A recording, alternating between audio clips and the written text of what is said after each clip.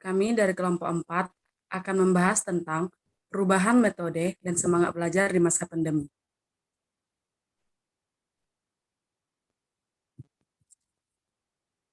Proposal ini disusun oleh Lailil Mukarahma, Dion Zuenda, Reza Oktaviani, dan Ria Manovita Simatupang.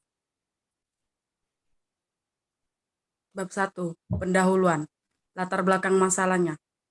Pada umumnya, proses pendidikan dan pengajaran di sekolah saat ini masih berjalan klasikal. Artinya, seorang guru dalam kelas menghadapi sejumlah besar siswa dalam waktu yang sama, menyampaikan bahan pelajaran yang sama pula. Bahkan metodenya pun digunakan satu metode yang sama untuk seluruh anak tersebut. Dalam pengajaran seperti ini, pengajar beranggapan bahwa seluruh siswa satu kelas itu memiliki kemampuan, kesiapan, dan kematangan, serta kecepatan belajar yang sama. Pendidikan adalah kebutuhan hidup setiap manusia, karena disadari bahwa tidak ada satu orang pun yang dilahirkan dengan membawa ilmu atau kepandaian. Pendidikan adalah sebuah usaha yang dilakukan oleh individu secara sadar dan terencana untuk mewujudkan proses pembelajaran efektif dengan tujuan mendidik peserta didik dalam mengembangkan potensi dirinya. Pendidikan juga mempunyai tujuan yang biasanya diusahakan untuk menciptakan pola-pola tingkah laku tertentu terhadap anak didik.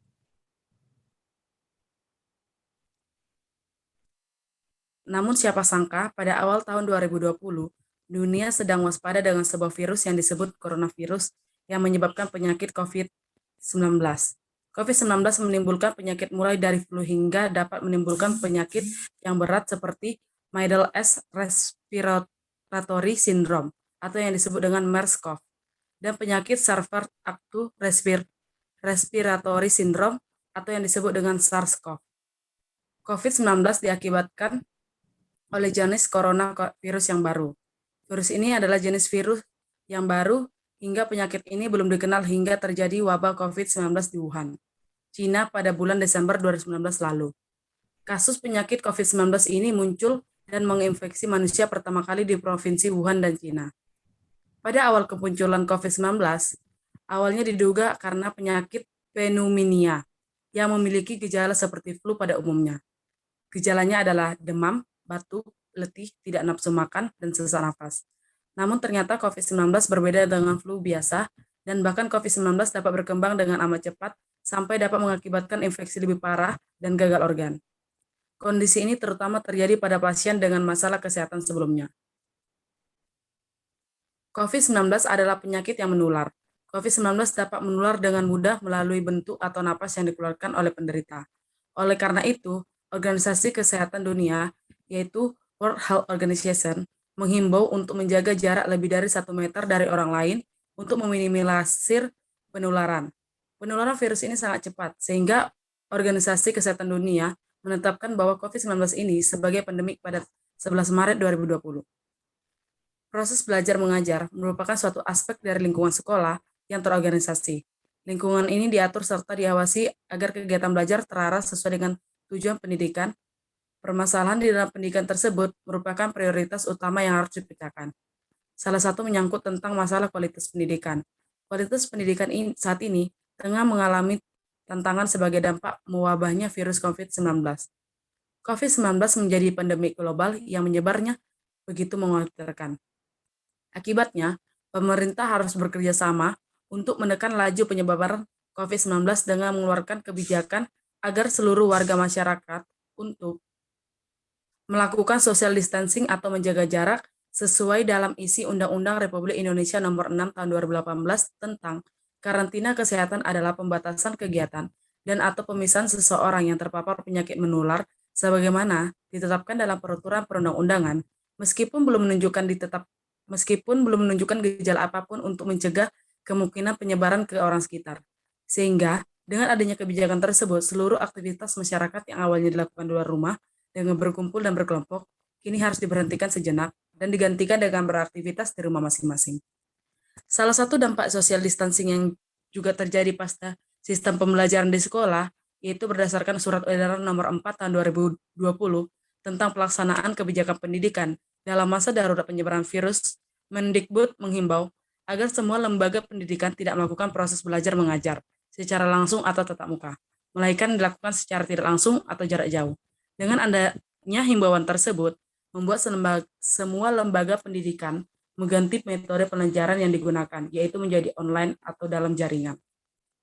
Berdasarkan surat edaran yang dikeluarkan oleh pemerintah pada 18 Maret 2020, maka segala kegiatan di dalam dan di luar ruangan di semua sektor sementara waktu ditunda demi mengurangi penyebaran corona, terutama pada bidang pendidikan. Tanggal 24 Maret 2020, Pendidikan dan Kebudayaan Republik Indonesia mengeluarkan surat edaran nomor 4 tahun 2020 tentang pelaksanaan kebijakan pendidikan dalam masa darurat penyebaran COVID-19. Surat edaran tersebut menjelaskan bahwa proses belajar dilaksanakan di rumah melalui pembelajaran daring atau jarak jauh. Dilaksanakannya untuk memberikan pengalaman belajar yang bermakna bagi siswa. Belajar di rumah dapat difokuskan pada pendidikan kecakapan hidup antara lain mengenai pandemi COVID-19. Belajar merupakan kegiatan sehari-hari bagi siswa sekolah. Namun belajar mengajar adalah suatu kegiatan yang bernilai edukatif. Nilai-nilai edukatif mewarnai interaksi yang terjadi antara guru dan anak didik. Interaksi yang bernilai edukatif dikarenakan kegiatan belajar mengajar yang diarahkan untuk mencapai tujuan tertentu yang telah dirumuskan sebelum pengajaran dilakukan. Guru dengan sadar merencanakan kegiatan pengajarannya secara sistematis dengan memanfaatkan segala sesuatunya guna kepentingan pengajaran. Dalam dunia pendidikan, istilah guru bukanlah hal yang asing. Menurut pandangan lama, guru adalah sosok manusia yang tangguh dan ditiru. Dalam arti segala ucapannya dapat dipercaya. Ditiru berarti segala tingkah lakunya harus dapat menjadi contoh atau teladan bagi masyarakat. Peran guru sangatlah signifikan dalam proses belajar mengajar. Salah satu tugas guru dalam proses belajar adalah menciptakan lingkungan belajar yang dapat meningkatkan motivasi belajar. Hal ini sesuai dengan yang diungkapkan oleh Enda bahwa proses pembelajaran akan mencapai keberhasilan apabila siswa memiliki motivasi belajar yang baik. Di samping itu, guru juga merupakan pendidikan profesional dengan tugas mendidik, mengajar, membimbing, mengarahkan, melatih, menilai, dan mengevaluasi peserta didik pada jalur pendidikan formal. Tugas utama itu akan efektif jika guru memiliki derajat profesionalitas tertentu yang tercermin serta kompetensi, kemahiran, kecakapan, atau keterampilan yang memenuhi standar mutu dan norma etika tertentu. Maka dari itu, motivasi belajar ini sangat penting bagi setiap siswa, baik motivasi intrinsik maupun ekstrinsik. Motivasi merupakan hal yang sangat penting untuk diperhatikan oleh pihak sekolah bila menginginkan setiap siswa dapat memberikan hal yang positif terhadap pencapaian tujuan sekolah. Karena dengan motivasi, seseorang siswa akan memiliki semangat yang tinggi dalam melaksanakan tugas dan tanggung jawabnya, di mana sekarang ini iklim belajar diciptakan pembelajaran daring turut mempengaruhi motivasi belajar siswa. Jika dalam pembelajaran luring, guru mampu menciptakan suasana kelas kondusif untuk menjaga motivasi belajar siswa agar pembelajaran dapat tercapai karena iklim kelas memiliki pengaruh yang signifikan dengan motivasi belajar. Namun kondisi pembelajaran daring menyebabkan guru kesulitan untuk mengontrol dan menjaga iklim belajar karena terbatas dalam ruang virtual. Kondisi ini menyebabkan motivasi belajar siswa dapat menurun bahkan mempengaruhi hasil belajar siswa. Mengingatnya pentingnya motivasi belajar siswa untuk meningkatkan pelajaran yang menyenangkan, nyaman, serta berintelektual, cara bicara antara pendidik dan peserta didik yang terjalin baik secara fisik selama ini harus menjaga jarak pada saat komunikasi ataupun melakukan aktivitas lainnya yang bersifat kelompok saat pembelajaran berlangsung maupun di luar jam pelajaran untuk meningkatkan kinerja guru yang baik di sekolah. Komunikasi interpersonal guru perlu diperhatikan agar menumbuhkan motivasi berpresentasinya. Harusnya diperlukan penerapan dan menanamkan nilai-nilai motivasi dalam dunia. Pendidikan sekarang ini sangat membutuhkan motivasi yang lebih, sehingga bisa membuat semangat belajar siswa-siswi bukan hanya prestasi kemampuan pendidik yang menjadi sasaran, prestasi kelulusan atau keberhasilan peserta didik maupun mahasiswa dalam perguruan tinggi tidak lepas dari peran komunikasi bicara kepada guru atau dosennya. Penerapan komunikasi oleh seseorang hendaknya senantiasa diasah dan dipraktikkan terus-menerus, karena dalam prosesnya, seseorang dapat menjumpai rintangan permasalahan yang tentunya perlu dimusnahkan. Pengalaman yang dialami dalam proses komunikasi merupakan transaksi terbentuknya komunikasi yang aktif. Perlu juga diketahui bahwa hambatan komunikasi yang terjadi berbanding terbalik dengan timbulnya motivasi seseorang. Apabila komunikasi terhambat, maka motivasi tidak akan terbentuk.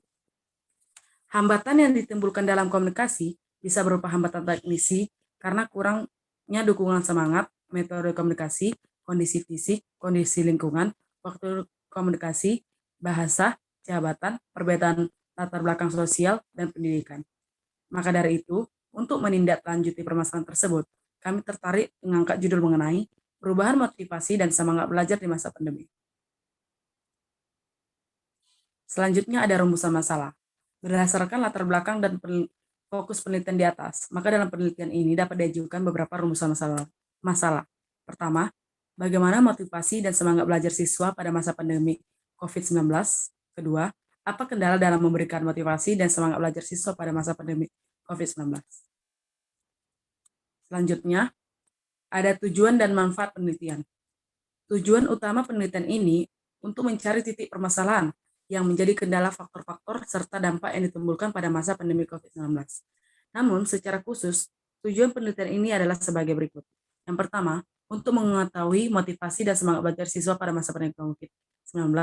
Yang kedua, untuk mengetahui kendala dalam memberikan motivasi dan semangat belajar siswa pada masa pandemi COVID-19. Sedangkan manfaat dari hasil penelitian yang telah diteliti oleh kami ialah untuk menginginkan dan mampu memberi manfaat sebagaimana semestinya serta memberikan pengarahan dari segi teoritis dan segi praktis dalam forum dunia pendidikan maupun masyarakat pada umumnya. Adapun manfaat dalam penelitian ini adalah sebagai berikut. Yang pertama, manfaat teoritis. Dalam hasil penelitian ini diharapkan mampu untuk memperkaya keilmuan dan literasi di bidang pendidikan, khususnya pada masa pandemi ini. Yang kedua, manfaat praktis.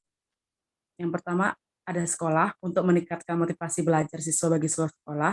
Yang kedua, ada guru untuk meningkatkan kinerja serta kesadaran guru dalam memberikan motivasi belajar terhadap siswa-siswi di masa pandemi COVID-19 sekarang ini. Yang ketiga, ada siswa untuk meningkatkan minat belajar siswa dengan cara memotivasinya agar tetap semangat belajar walaupun menggunakan berbagai cara yang ada, serta untuk membuat siswa mudah memahami materi yang diberikan. Bab 2, ada landasan teori. Yang pertama, deskripsi teori. 1. Motivasi. Pengertian motivasi. Motivasi memiliki akar kata dari bahasa Latin yaitu movar, yang berarti gerak atau dorongan. Untuk gerak, kata motif ini diartikan sebagai daya upaya untuk mendorong seorang dalam melakukan sesuatu. Motif dapat dikatakan sebagai daya penggerak dari dalam dan di dalam subjek untuk melakukan aktivitas-aktivitas tertentu demi mencapai suatu tujuan. Bahkan motif dapat diartikan sebagai suatu kondisi intern atau kesiapsiagaan. Berawal dari kata motif itu, maka motivasi dapat diartikan sebagai daya penggerak yang telah menjadi aktif. Motif menjadi aktif pada saat-saat tertentu, terutama bila kebutuhan untuk mencapai tujuan sangat dirasakan atau mendesak. Dengan begitu, memberikan motivasi bisa diartikan memberikan daya dorongan, sehingga sesuatu yang dimotivasi tersebut dapat bergerak. Motivasi tidak dapat diamati secara langsung, tapi dapat diinterpretasikan dari tingkah lakunya. Motivasi dapat dipandang sebagai perubahan energi dalam diri seseorang yang ditandai dengan munculnya feeling dan didahului dengan tanggapan terhadap adanya tujuan. Pernyataan ini mengandung 3 pengertian, yaitu bahwa motivasi mengawali terjadinya perubahan energi pada diri setiap individu, motivasi ditandai oleh adanya rasa atau feeling serta afeksi seseorang, dan motivasi dirangsang karena adanya tujuan. Selanjutnya, pengertian motivasi menurut para ahli. Yang pertama ada A.W. Bernard. Menurutnya, motivasi sebagai fenomena yang dilibatkan dalam perangsangan tidak ke arah tujuan-tujuan tertentu yang sebelumnya kecil atau tidak ada gerakan sama sekali ke arah tujuan-tujuan tertentu. Yang kedua ada McDonald. Motivasi adalah perubahan energi dalam diri atau pribadi seseorang yang ditandai dengan timbulnya perasaan dan reaksi untuk mencapai tujuan. Yang ketiga ada Sudirman. Kata motif itu, maka motivasi dapat diartikan sebagai daya penggerak yang telah menjadi aktif. Yang keempat ada Abraham Maslow. Menurutnya, motivasi adalah sesuatu yang bersifat konstan, tidak pernah berakhir, berfluktuasi, bersifat kompleks, dan hal itu kebanyakan merupakan karakteristik universal pada setiap kegiatan organisme. Yang kelima ada Ruswandi. Motivasi dapat diartikan sebagai suatu upaya untuk menimbulkan atau meningkatkan dorongan dalam upaya mewujudkan perilaku yang terarah kepada pencapaian suatu tujuan. Yang keenam ada Winkel. Menurutnya, mengibaratkan motivasi dengan kekuatan mesin di kendaraan mesin yang berkekuatan tinggi, menjamin lajunya kendaraan biar jalan itu mendaki dan kendaraan membawa muatan berat. Namun motivasi belajar tidak hanya memberikan kekuatan pada daya belajar, tetapi juga memberi arah yang jelas. Yang ketujuh ada Slameto. Menurutnya, motivasi adalah suatu proses usaha untuk mendapatkan perubahan pada tingkah laku. Dari pengertian tersebut, ada 3 elemen penting atau ciri pokok dalam motivasi, yaitu pertama, motivasi itu mengawali terjadinya perubahan energi pada diri setiap individu manusia. Yang kedua, motivasi ditandai dengan munculnya rasa feeling afeksi seseorang. Yang ketiga, motivasi akan dirangsang karena adanya tujuan. Dengan ketiga elemen di atas, maka dikatakan bahwa motivasi itu ialah suatu hal yang kompleks yang akan menyebabkan terjadinya suatu perubahan energi pada diri manusia. Sehingga kepersoalan gejala kejiwaan, perasaan, dan juga emosi dalam bertindak atau melakukan sesuatu. Maka dari itu, dalam kegiatan belajar mengajar, apabila ada siswa, misalnya tidak berbuat sesuatu yang seharusnya dikerjakan, maka perlu diselidiki sebab-sebabnya. Terkait dengan terminologi dalam proses belajar yang sering kali menimbulkan keraguan dalam penggunaannya, terutama di kalangan siswa atau mahasiswa. Yaitu terminologi tentang mengajar, pembelajaran, dan belajar. Meskipun belajar mengajar dan pembelajaran menunjuk kepada aktivitas yang berbeda, namun keduanya bermuara pada tujuan yang sama serta saling berhubungan erat. Motivasi bukanlah hal yang dapat diamati secara langsung, tetapi tidak dapat diinterpretasikan dalam tingkah lakunya. Berupa rangsangan dorongan atau pembangkit tenaga munculnya suatu tingkah laku tertentu, yaitu hal yang dapat disimpulkan, karena adanya sesuatu yang dapat disaksikan. Setiap aktivitas yang dilakukan seseorang itu didorong oleh sesuatu kekuatan dari dalam diri orang itu. Menurut Compri, dorongan merupakan kekuatan mental untuk melakukan kegiatan dalam rangka memenuhi harapan atau pencapaian tujuan. Dorongan yang berorientasi pada tujuan tersebut merupakan inti dari motivasi. Dengan demikian, motivasi yang ditemukan oleh beberapa ahli di atas dapat disimpulkan bahwa motivasi adalah suatu gerakan atau dorongan untuk meningkatkan kegiatan dalam mencapai suatu tujuan tertentu. B. Macam-macam motivasi. 1. Motivasi dilihat dari dasar pembentukannya. A. Motif-motif bawaan. Yang dimaksud dengan motif bawaan adalah motif yang dibawa sejak lahir. Jadi motivasi itu adalah tanpa dipelajari. Contohnya, dorongan untuk makan, dorongan untuk minum. B. Motif yang dipelajari, yaitu motif yang timbul karena dipelajari. Contohnya, dorongan untuk belajar, suatu cabang ilmu pengetahuan, dorongan untuk mengajar sesuatu di dalam masyarakat. Yang kedua, motivasi menurut pembagian dari Woodward dan Marquis. A. Motif atau kebutuhan organis, misalnya kebutuhan untuk minum, makan, bernafas, seksual, serta kebutuhan untuk beristirahat. B. Motif-motif darurat. Yang termaksud dalam motif jenis ini antara lain dorongan untuk menyelamatkan diri, dorongan untuk membalas, dorongan untuk berusaha, dan untuk membantu. Motivasi ini jelas timbul karena rangsangan dari luar. Motif-motif objektif. Dalam hal ini, menyangkut kebutuhan untuk melakukan eksplorasi, manipulasi, dan untuk menaruh minat. Motif-motif ini muncul karena dorongan untuk dapat menghadapi dunia luar secara efektif. Yang ketiga, ada motivasi jasmania dan rohania, yang termasuk motivasi jasmani seperti refleks, insting otomatis, nafsu. Sedangkan yang termasuk motivasi rohania adalah kemauan. Yang keempat, ada motivasi intrinsik dan ekstrinsik. Motivasi intrinsik merupakan motivasi yang mencakup di dalam situasi belajar dan memenuhi kebutuhan dan tujuan-tujuan murid. Motivasi ini sering juga disebut motivasi murni. Motivasi yang sebenarnya timbul dalam diri siswa, misalnya keinginan untuk mendapat keterampilan tertentu, memperoleh informasi, dan pengertian. Pada intinya, motivasi intrinsik adalah dorongan untuk mencapai suatu tujuan yang dapat dilalui dengan jalan dorongan belajar. Belajar itu tumbuh dari dalam diri subjek belajar. Motivasi intrinsik belajar antara lain adalah sebagai berikut. Cita-cita dan aspirasi. Cita-cita merupakan salah satu yang dapat memperkuat semangat dalam belajar siswa. Sedangkan aspirasi adalah sebuah harapan atau keinginan yang dimiliki oleh individu dan selalu menjadi tujuan. B. Minat pelajaran akan berjalan lancar apabila ada minat yang melatar belakangnya. Tujuan yang telah ditetapkan dapat tercapai. Siswa yang minatnya tinggi dalam belajar, maka prestasi pelajarannya juga tinggi. Sedangkan motivasi intrinsik adalah motivasi yang hidup dalam diri siswa dan berguna dalam situasi belajar yang fungsional. Dalam hal ini, ujian atau hadiah atau sejenisnya tidak diperlukan, karena tidak akan menyebabkan siswa bekerja atau belajar untuk mendapatkan pujian atau hadiah tersebut. Motivasi ini bukanlah tumbuh diakibatkan oleh dorongan dari luar diri, seseorang seperti dorongan dari orang lain dan sebagainya, yang termasuk dalam motivasi intrinsik di antara lain sebagai berikut. 1. Memberi angka. 2. Hadiah. 3. Saingan atau kompetensi. Ego atau environment. Memberi ulangan. Mengetahui hasil. Hukuman. Hasrat untuk belajar.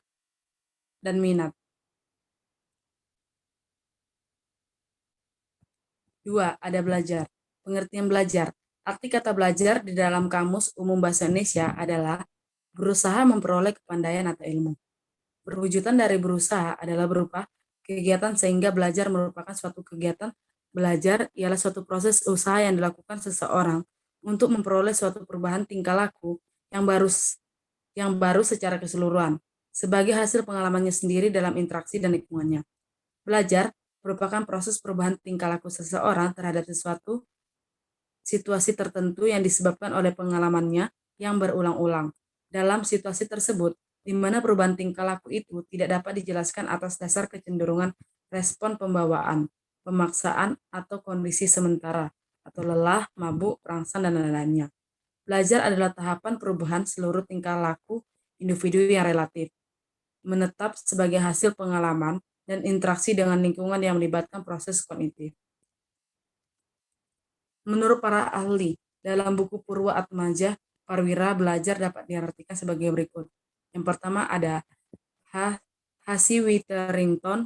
Menurutnya, belajar adalah suatu perubahan pada kepribadian ditandai dengan pola sambutan baru yang berupa suatu pengertian. 2. Ada Arthur J. Gates. Menurutnya, belajar adalah sebuah perubahan tingkah laku melalui pengalaman dan latihan. Yang ketiga ada L. De Crow and Crow. Menurutnya, belajar adalah suatu proses aktif yang perlu dirangsang dan dibimbing ke arah hasil-hasil yang diinginkan. Yang keempat ada Melvin H. Marx. Menurutnya, belajar adalah perubahan yang dialami secara relatif, abadi dalam tingkah laku yang pada dasarnya merupakan fungsi dari suatu tingkah laku sebelumnya. Yang kelima ada W.H. Bestam. Menurutnya, belajar merupakan perubahan tingkah laku pada diri individu dan individu dengan lingkungannya.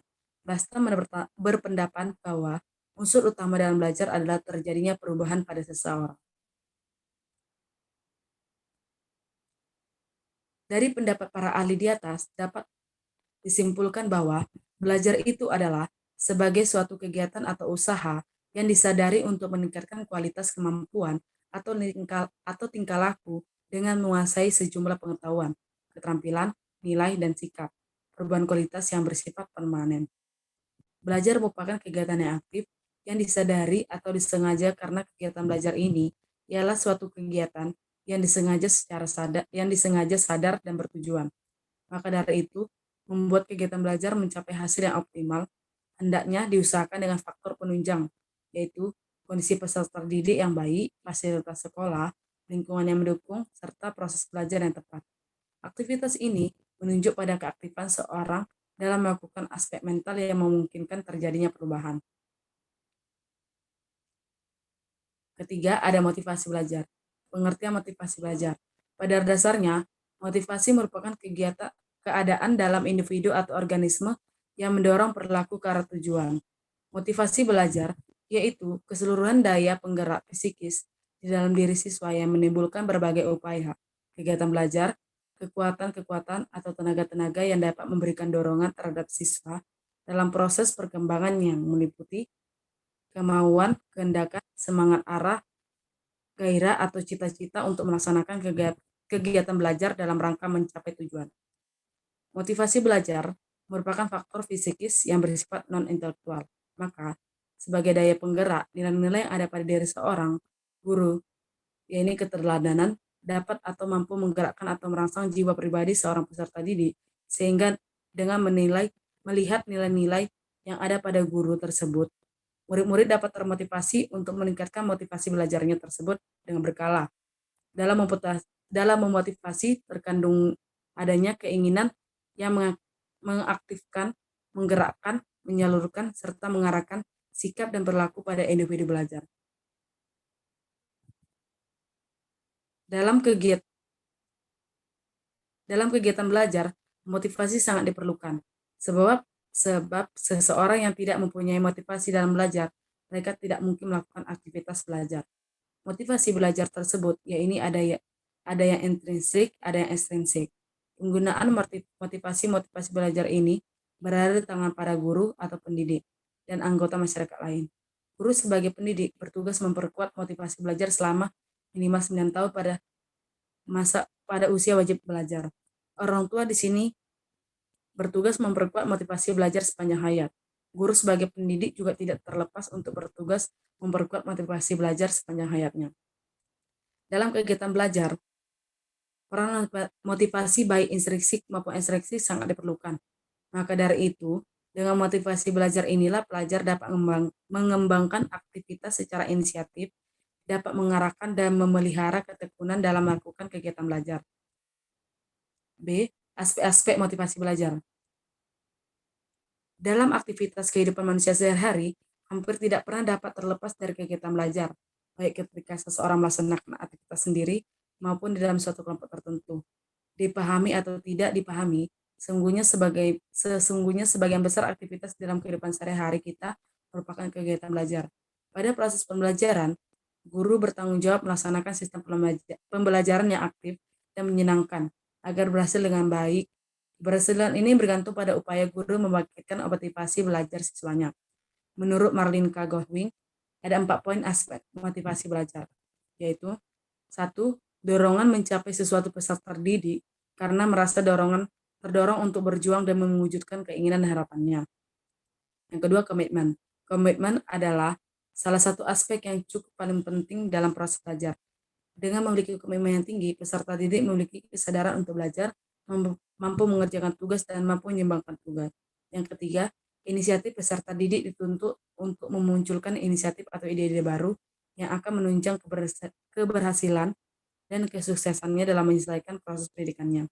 Karena ia telah mengerti dan bahkan memahami dirinya sendiri, sehingga ia dapat menuntun dirinya untuk melakukan hal-hal yang bermanfaat bagi dirinya dan juga orang di sekitarnya.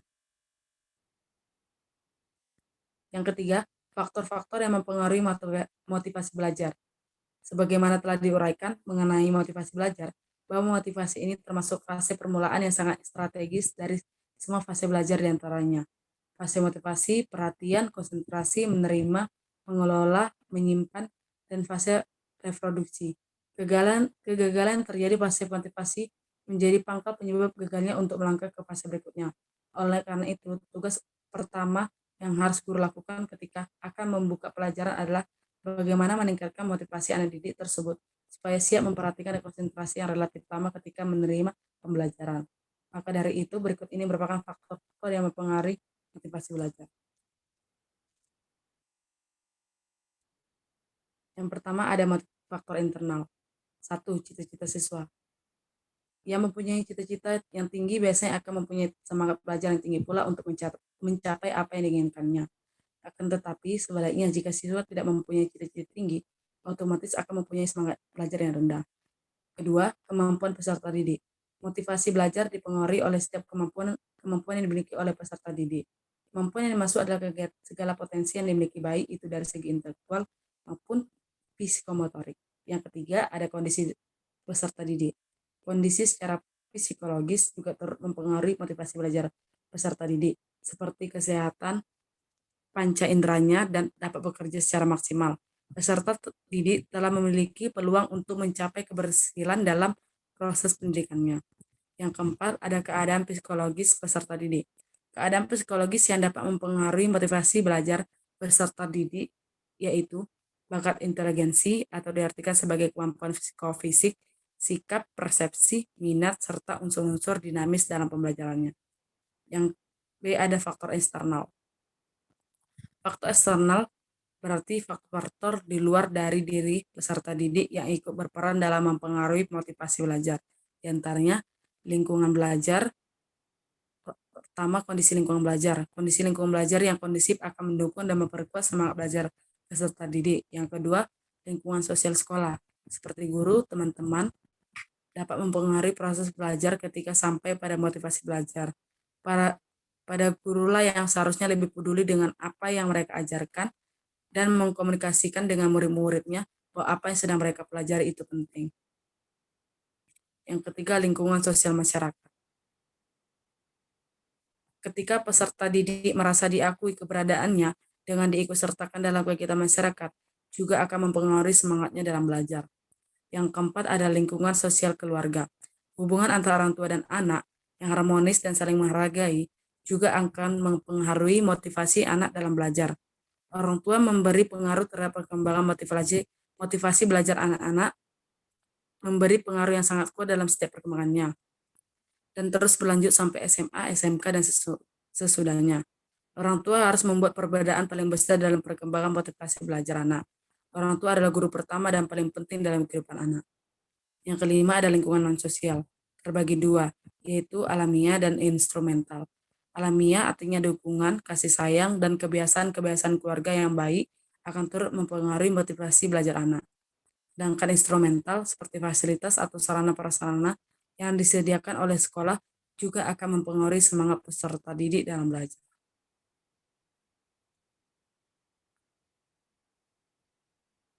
Sekian dari kelompok kami. Terima kasih.